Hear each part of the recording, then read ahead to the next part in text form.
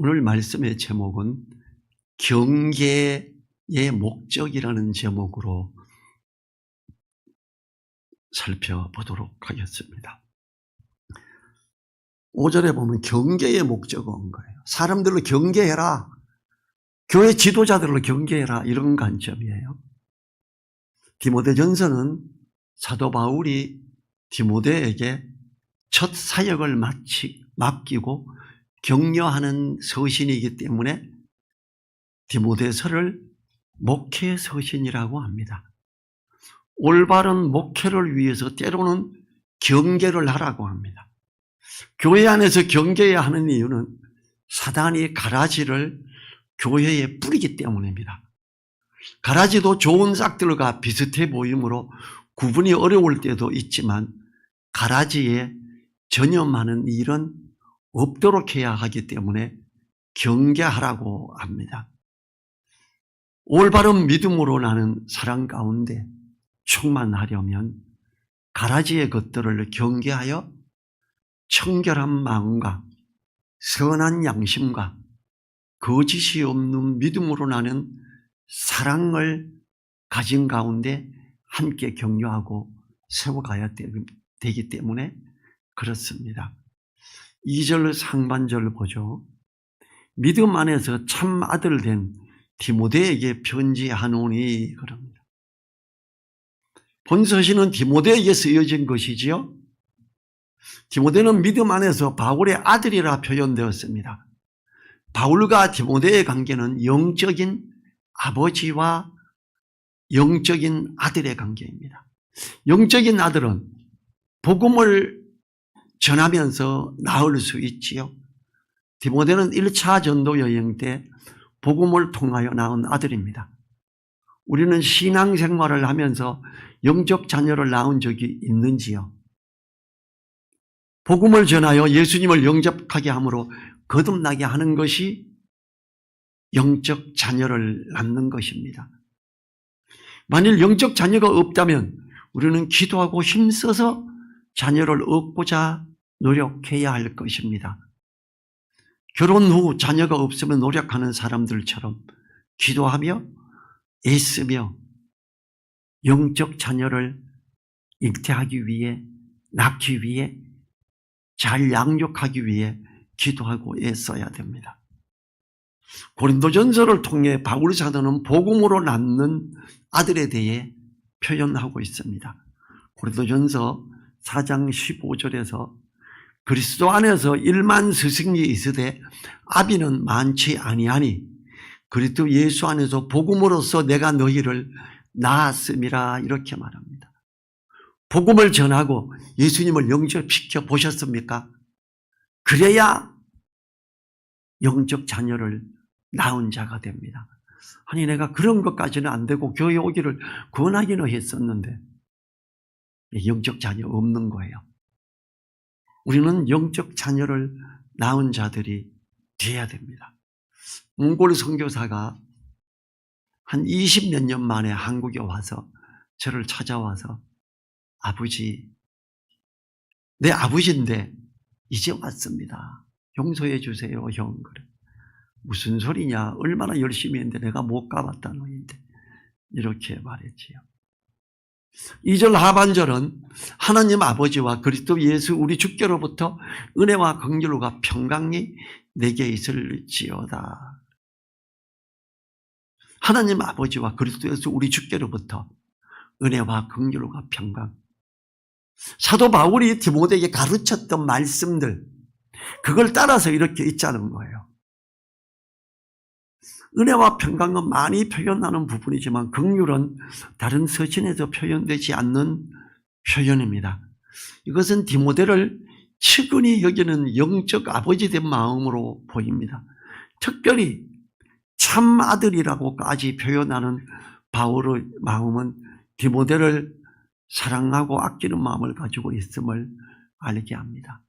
당시 에베소 교회는 처리해야 할 여러 가지 일들이 산재해 있었습니다. 이 디모데전서, 디모데후서는 에베소 교회를 사역하고 있는 상황에서 편지를 보냈었기 때문에 제가 지금 에베소 교회를 자꾸 말하는 거예요. 특히 이단의 요소를 가진 드센 지도자들이 있었으며 황제의 숭배를 요구하는 로마 정부의 압박을 견뎌야 하는 상황이므로 하나님의 긍휼이 여기심을 소원하는 바울입니다. 우리가 함께 신앙생활을 하는 성도들로서 하나님이 허락하신 가족과 같은 관계의 사람들입니다. 하나님의 은혜와 평강을 위해 기도해야 합니다. 진심으로 위하여 마음을 쓰므로 사랑으로 하나 되어야 합니다. 성도를 위해서 가족과 같이 마음으로부터 위하고 사랑하는 일이 있어지도록 기도하셔야 합니다. 자, 3절 상반절 봐요.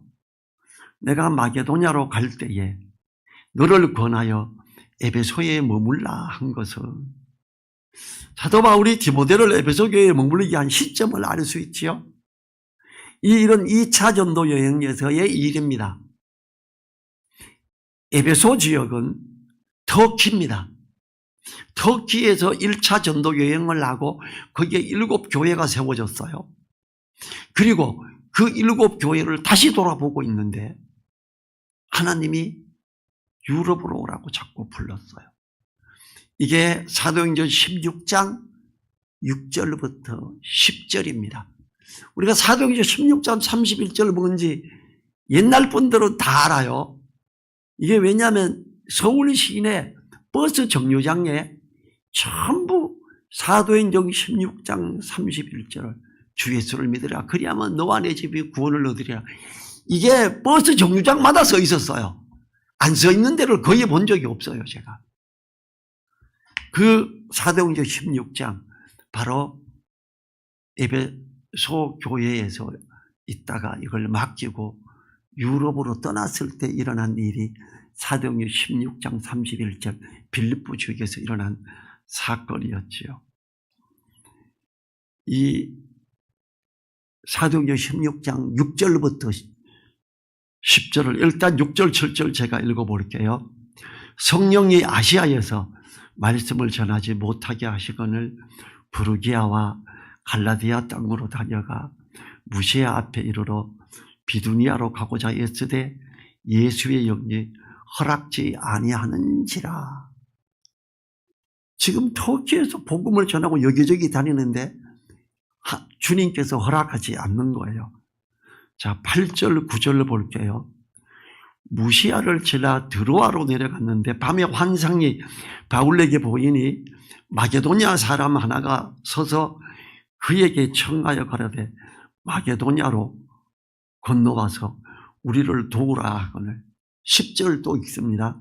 바울이 이 환상을 본 후에 우리가 곧 마게도냐로 떠나기를 힘쓰니 이는 하나님이 저 사람들에게 복음을 전하라고 우리를 부르신 줄을 인정함이로라. 자, 3절 본문 3절 상반절 봐요. 내가 마게도냐로 갈 때에 너를 권하여 에베소에 머물라 한 것은 바로 이 상황이에요.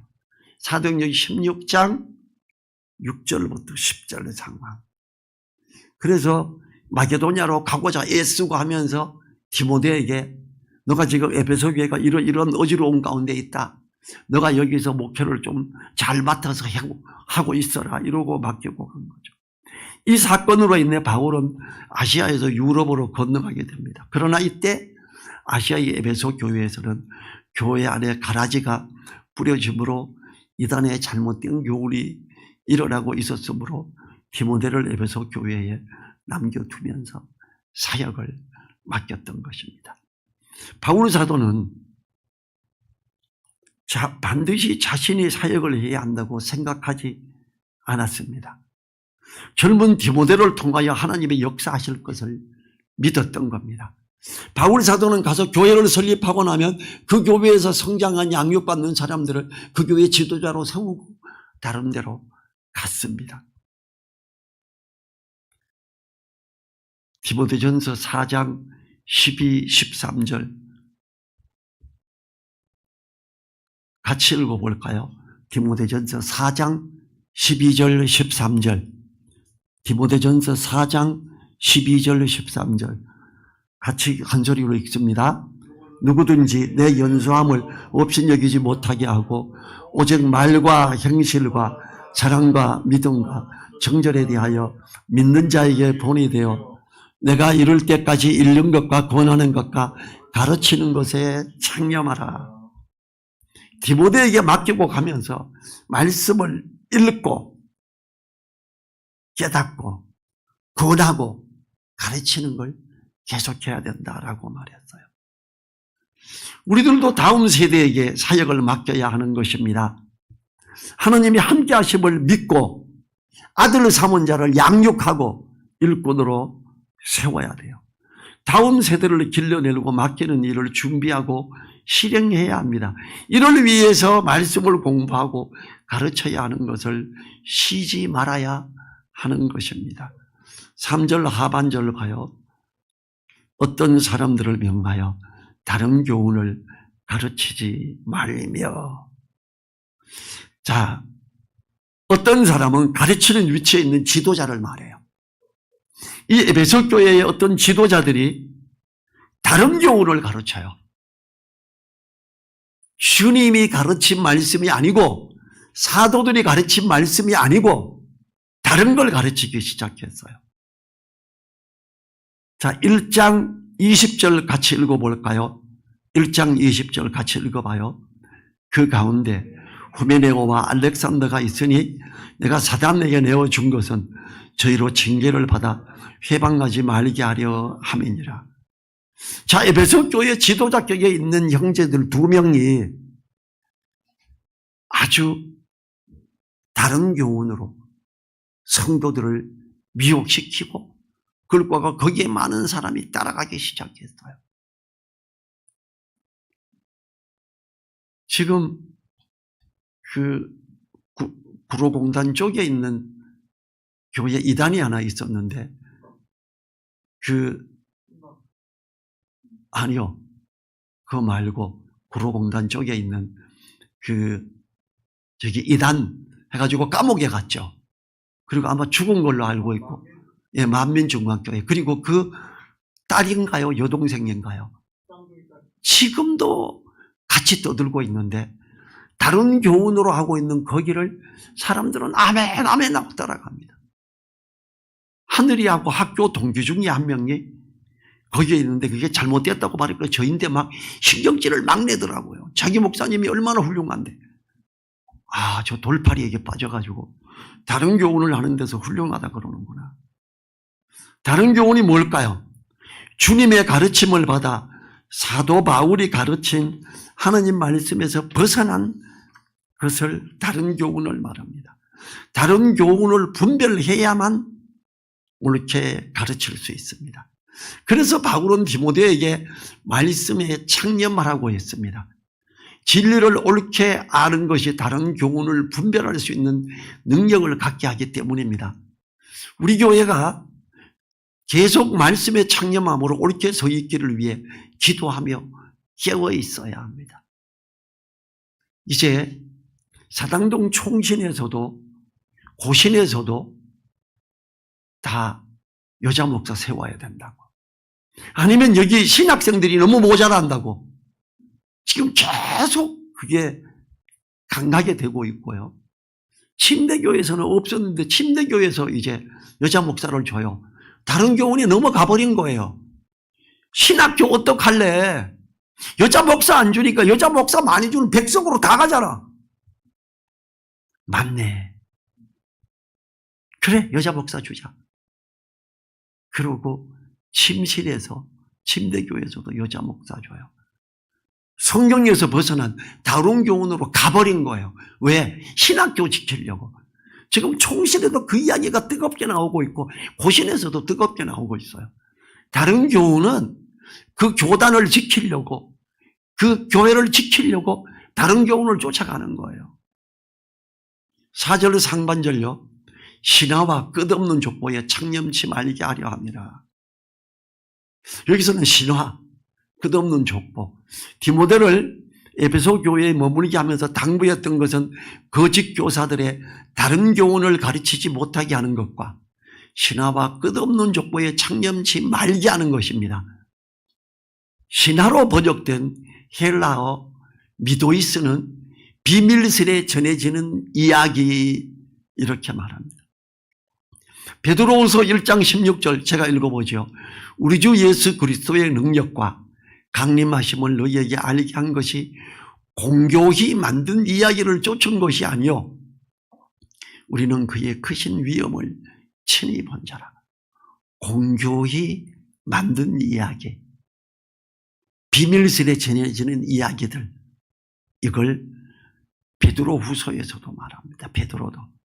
베드로는 미도이스 신화를 공교히 만든 이야기 혹은 전설, 꾸며낸 이야기로 간주합니다.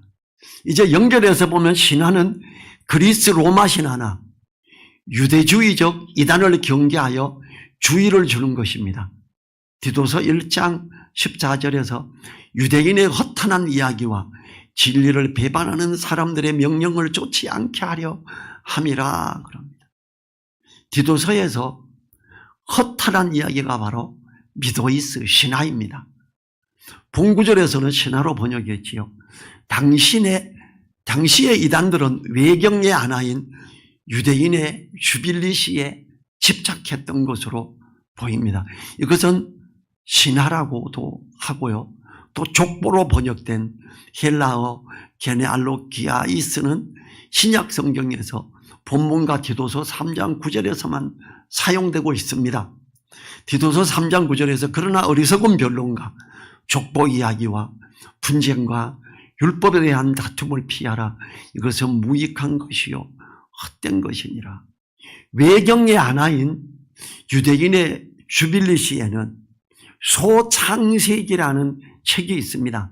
이 책은 창세기의 주석처럼 여겨졌고요. 수많은 조상 일람표가 확대 과장되어 있고 여인들의 이름이 날조되어 삽입되기도 했습니다. 날조된 이야기들이 많이 들어있는 책이었습니다.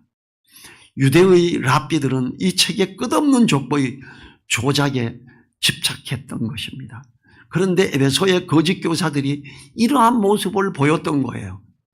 이로보건대 신화와 족보는 같은 것으로서 유대인의 주빌리시에 집착하는 것을 말합니다.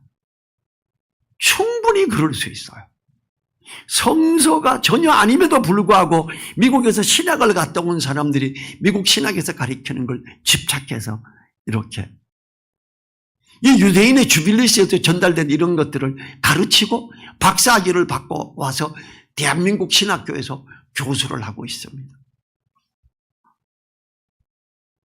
현대의 신학자에게도 비슷한 양상으로 보여 자유주의 신학자들이 과장되이 첨가된 내용들을 집착하여 올바른 진리에서 벗어나게 되는 것을 봅니다. 우리는 성경 외의 것들에 창념해서는 안 됩니다.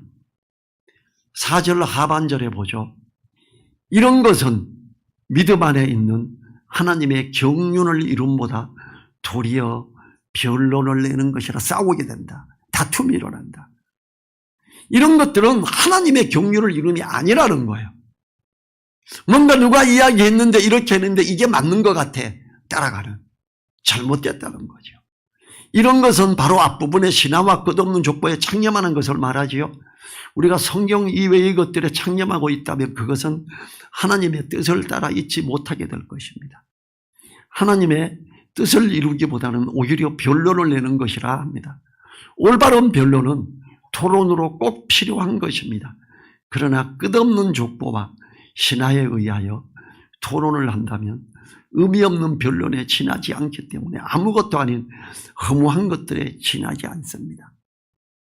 안수기도 하면서 넘어뜨리는 풍습이 우리나라에 한참 유행을 했습니다. 온누리교회 장로가 성령의 은사를 이야기하면서 기도하면 뒤로 넘어가는데 거기서 훈련을 받고 주의하고 기도를 하면 의자에 일어섰다가 뒤로 넘어간대요. 이걸 같이 신학을 공부한 목사가 가서 진짜 넘어가대. 야, 너무 은혜스러웠어. 그래. 제가 되게 야단쳤어요. 이 말씀을 읽으면서. 왜 다른 교훈에 창림하려고 그러냐? 성경이 그거냐? 읽어봐라. 성령이 어떤 건지. 넘어뜨리는 게 성령 아니다. 알았습니다. 제가 잘못했네요. 나올게요. 거기서 나오고 6개월 뒤에 그게 이단으로 몰렸어요. 저보고 손잡고 목사님 너무 고마워요. 나 이단에 안 빠지게 해주셔서. 이게 이상한 거, 능력으로 보이는 것 같고 역사하는 것처럼 보이는 거면 막 따라하고 우리나라 교회는 엄청 이 히트를 쳐버립니다. 어머니 학교, 예수님 이름 빼고 하나님 이름 빼고 성경 빼고 찬양 빼고 유행가 부르면서 성령님 이야기하면서 어머니 학교예요. 전도 학교라고 난리가 납니다. 알파 전도랑 같은 거예요. 누리보듬 성교에 그게 들어와서 막 강의를 하고 제가 못하게 나 누리보듬 쫓아내고 해라. 이거 말이 안 되는 걸 왜 하려고 그러냐. 제가 한 2달 줄다리기 하고 누리보듬에서 그거 내보냈어요. 그 MLC 세미나 하는 데서도 어떤 침례교 목사가 그걸 이야기하길래 안 된다고 조금 시끄러웠어요. 자기가 나보고 자기보다 그걸 더 잘하냐. 내가 정확히 아는 거 예수님 빼고 하나님 빼고 말씀 빼고 찬양 빼고 유행가로 성령으로 하는 거다. 그게 뭔 복음이냐. 그래가지고 복음이 사람들이 많이 들으러 오고 복음이 막 전해지면 좋겠냐. 하지 마라 그랬어요. 이 목회자 리더십 클럽에서는 이거 못합니다. 하지 마요. 제가 세게 하니까 김명국 목사도 전박사 말 들어야지. 그래서 그거 싹 지워버렸어요. 이런 것은 믿음 안에 있는 하나님의 경륜을 이름보다 도리어 변론을 내는 겁니다. 진리를 고수하려는 성도는 거짓된 이야기들이 교회에 정착되는 것을 막기 위해서 강하게 토론할 것입니다. 공교히 만든 이야기를 쫓아 변론하는 것으로 수많은 시간을 허비함으로 자신들을 복음에 들이지 못한다면 그것은 사단이 원하는 구렁텅이에 빠지는 것입니다. 이러한 변론을 내는 것에 창념하지 말아야 하는 것은 당연한 것입니다. 제가 방문을 받고 오고 교회에 와가 있는데 공영길 선생, 우리나라 4대 신문에 다 크게 88년도에 전쟁이 일어난다, 회개를 해라 이러고 85년도에 신문에 대문자가 냈던 사람이 있어요. 왔더니 우리 교회에 그 사람이 연결돼서 기도받으러 가면 방언을 가르치는데 따라하세요 랄랄랄라. 제가 제일 마지막에 받으면서 제가 그랬어요. 선생님 랄랄랄라 하라고 그러지 말고 진짜 방언을 하게 해보세요. 왜 나보고 랄랄랄라 하라 그래? 그런 거 안 한다고. 이게 얼마나 썰렁해지겠어요. 기도하고 있는데 다들은 다 기도가 랄라면 랄랄랄라 따르면 그거 말고 진짜 방언하게 해. 그거 말고 방언 못할 수도 있지. 제가 이러면서 한 10분 버티니까 10분이 얼마나 긴지 알죠. 기도하고 있고 성도들이 막 다 랄랄랄라 다 따라하고 아휴 내가 하고 빨리 끝내자 그러고 내가 랄랄라 하고 끝냈어요. 이 사람들은 성경에 정확하게 기록되지 않은 것들을 뭐 좀 이상한 거 은혜 되는 듯 하면 그걸 막 받아들입니다. 정확하지 않으면 안 받아들여야죠. 하나님의 경륜을 이룸보다 도리어 변론을 내요. 거기 120명 중에 저 하나만 반대했어요. 제가 한 8년 반대해서 그 교회 안에서 방언 찬양하는 거 제가 중지시켰어요. 사단은 현대교회에서도 허황된 이야기들을 영적인 것이냐 나열함으로 진리의 말씀에 집중하지 못하게 하고 결국은 복음에 집중하지 못하게 하는 것을 전략으로 합니다. 5절을 보면 경계의 목적은 청결한 마음과 선한 양심과 거짓이 없는 믿음으로 나는 사랑이건을 경계해야 되는 것. 이 유대인의 주빌릿이 거기서부터 연결된 성경에서 벗어난 것들, 그 따라가려고 하는 것들, 이걸 제일 많이 한 데가 독일 신학교입니다. 독일의 신학교가 대단하다. 이런 사람들이 있어요. 저는 그러죠. 독일은 너무 돌팔이라 가지고 하나님이 교회들을 거의 다 없애버리고 그게 주님을 간절히 부르는 미국으로 간 거 아니냐. 왜 독일을 가려고 그래? 제 주변에 누가 독일 가려고 그러면 못 가게 해요. 저는. 청결한 마음, 선한 양심, 거짓 없는 믿음, 이 세 가지는 하나님의 말씀에서부터 시작됩니다. 성도는 하나님 말씀을 읽으면서 하나님의 사랑을 알게 됩니다. 성경을 읽으면서 말씀을 깨달으면서 하나씩 알아갈 때 비로소 그 사랑의 깊이를 알아가게 되는 거죠. 에베소서 3장 17에서 19절 제가 읽어보지요. 믿음으로 말미암아 그리스도께서 너희 마음에 계시게 하옵시고 너희가 사랑 가운데서 뿌리가 박히고 터가 굳어져서 능히 모든 성도와 함께 지식에 넘치는 그리스도의 사랑을 알아 그 넓이와 길이와 높이와 깊이가 어떠함을 깨달아 하나님의 모든 충만하신 것으로 너희에게 충만하게 하시기를 구하노라. 하나님의 모든 충만하심으로 충만하는 비결, 말씀을 읽고 깊이 묵상하면서 주님의 사랑에 대한 그 깊이와 넓이와 높이를 알아가는 거예요. 다른 거 이상한 거 아니에요. 다른 어떤 교훈 가지고 하는 거 아니에요. 제발 어떤 것들이 정말 유명하고 지금 완전히 뜨고 하나님이 거기 역사에 거기에 빠져들지 마세요. 그냥 말씀 보세요. 믿으면서 나는 거짓 없는 사랑은 주님 안에서 올바른 가운데 말씀 안에서의 교제와 사랑 안에서 생겨나는 것입니다. 절대 이상한 게 아니고 정신없게 하는 게 아닙니다. 결탄코 말씀 이외의 것들의 창념함으로 생기는 것이 아니기 때문에 경계를 한다고 합니다. 우리 늘사랑교회가 앞으로도 계속하여 거짓 없는 믿음으로 하는 사랑에 거하기를 간절히 바랍니다. 가라지 이것들이 교회에 뿌리내지 않도록 깨어서 말씀 안에서 든든히 서 있는 우리들이 되도록 기도하겠습니다. 주님 감사합니다. 우리 주님께서 함께 하심으로 은혜 내려주심에 감사를 드립니다. 우리가 다른 교훈에 빠지지 않도록 넘어가지 않도록 경계하며 오직 말씀 안에서 하나님의 참된 사랑, 하나님의 말씀을 따라 옳게 가는 거기에 갈 수 있도록 나아갈 수 있도록 도와주고 하나님의 경륜을 이루어가는 그 귀함 가운데 있게 하여 주십시오. 그리하여 청결한 마음과 선한 양심과 거짓이 없는 믿음으로 나는 사랑으로 섬기며 돌아보며 세워가는 귀한 우리 되게 하여 주십시오. 어쩌면 딱딱하게 여겨질지 모르지만 귀한 말씀 안에서 좀 더 깊게 좀 더 묵상하고 나아가면서 거기서 은혜를 누리는 우리 되게 하여 주십시오. 감사드리며 예수님 이름으로 기도했습니다. 아멘. 주기도문으로 예배를 마칩니다. 하늘에 계신 우리 아버지여, 이름이 거룩히 여김을 받으시오며 나라에 임하옵시며 뜻이 하늘에서 이룬 것 같이 땅에서도 이루어지이다.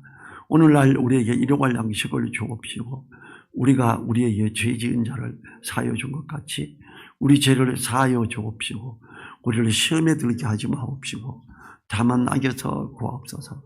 나라와 근세와 영광이 아버지께 영원히 있사옵나이다. 아멘.